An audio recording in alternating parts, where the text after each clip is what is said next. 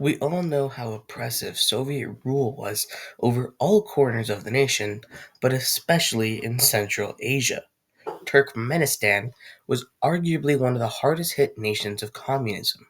However, there is a significant argument to be made that they had more freedom under the reigns of Stalin, Brezhnev, and Khrushchev than under their own flag. I don't want to get into Soviet rule because I'm sure you know what it was like. But since Turkmen independence, they have not elected a single leader, and these authoritarian leaders have implemented insanely weird laws that give Turkmenistan the reputation of North Korea of Central Asia.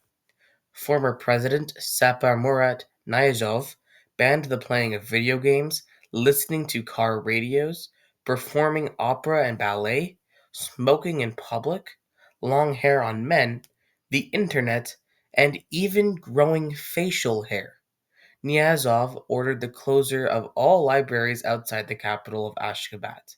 News anchors, both men and women, were prevented from wearing any sort of makeup after Niyazov discovered he was unable to tell the difference between them when the presenters wore it. There is no freedom of speech, religion, press, right to process, nothing. And worse, about 72,000 Turkmens are slaves. As if it doesn't get any worse, arbitrary arrests and mistreatment of detained persons are common in Turkmenistan, as is torture to obtain confessions.